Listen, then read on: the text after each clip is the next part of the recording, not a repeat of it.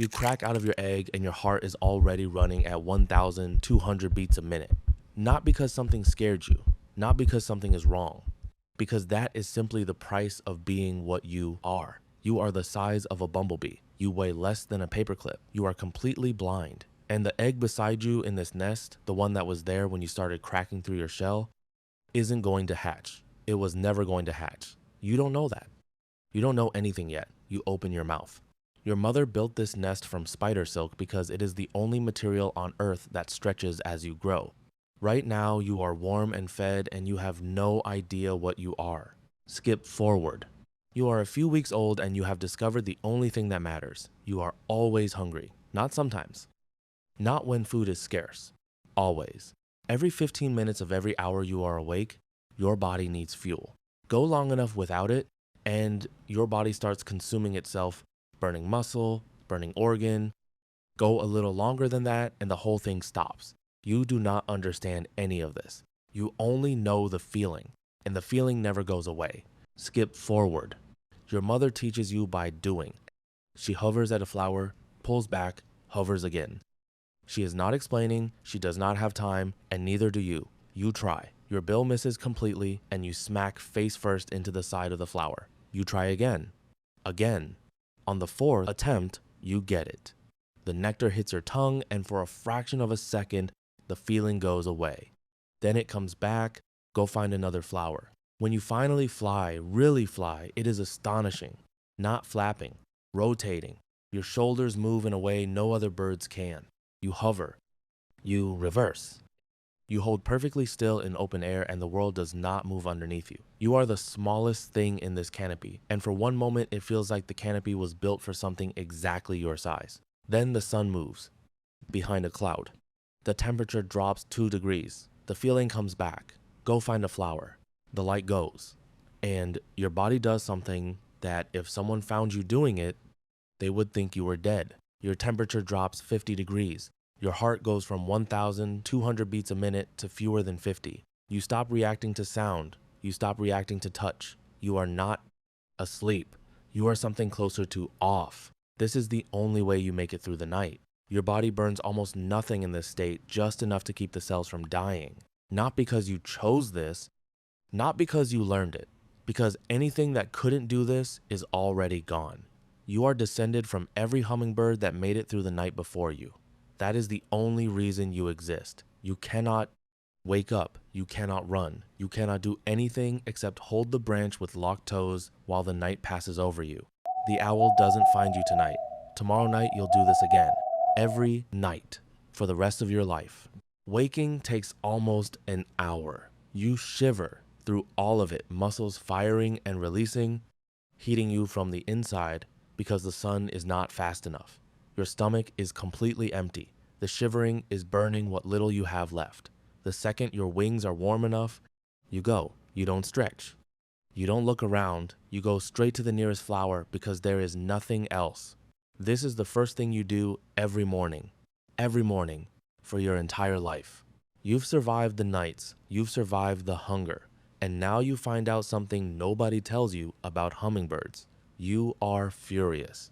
Not defensive, not cautious, furious, in a way that makes no sense for something your size. Last week, you spent 40 minutes chasing a red-tailed hawk out of your airspace. It weighed 400 times more than you. It left. You claimed 3 flowers. Just 3. That is your whole world right now. 3 flowers, a line of nectar, and the absolute conviction that nothing else is allowed near them. The fight that gets you there leaves your opponent with a bill tip broken, clean off against something hard. That detail tells you how many times he has fought before. Something is on the branch beside your largest flower. You have flown past it 14 times today. It has not moved once. You've worked these flowers for 3 days. You know this spot. You trust this spot. You come in from the left the way you always do. Bill extended, already thinking about the next flower. You don't see it. You don't have time to see it. One moment you are flying toward the flower. The next moment something has you. You beat your wings. Hard. Harder.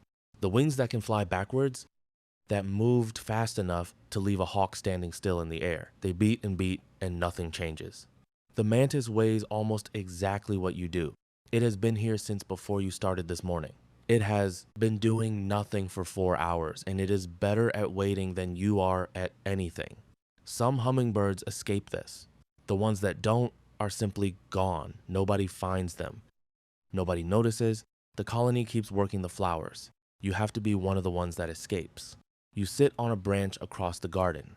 Still, your chest is moving faster than it should be. The mantis is still on the stem.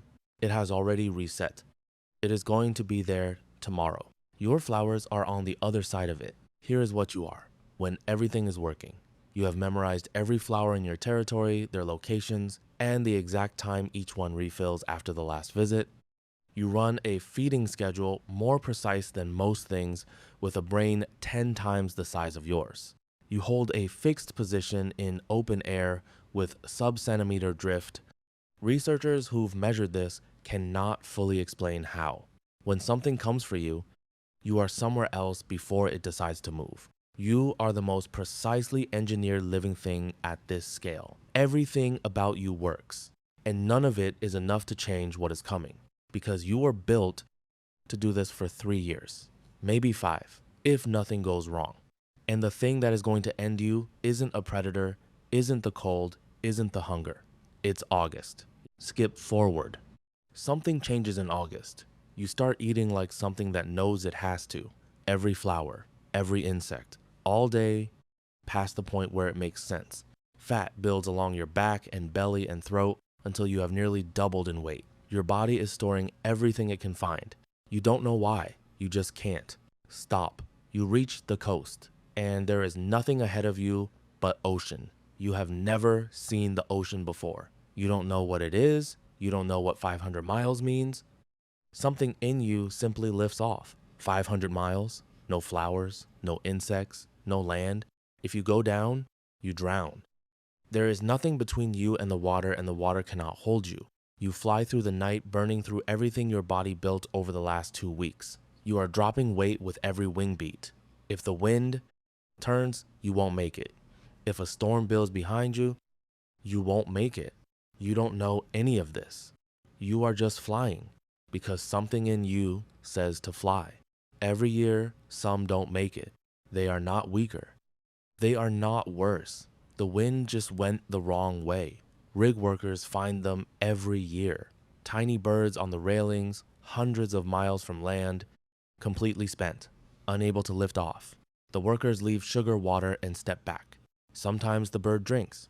Sometimes it lifts off again and continues. Sometimes it doesn't. The workers who've seen this say they remember every one.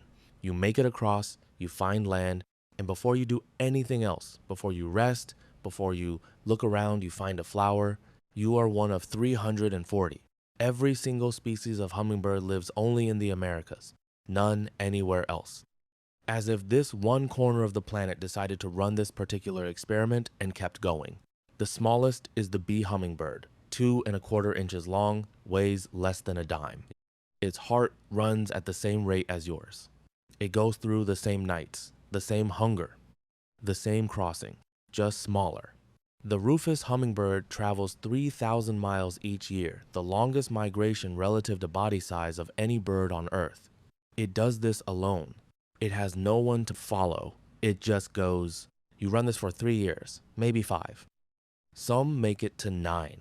The oldest ruby-throated hummingbird ever found was 9 years and 2 months old.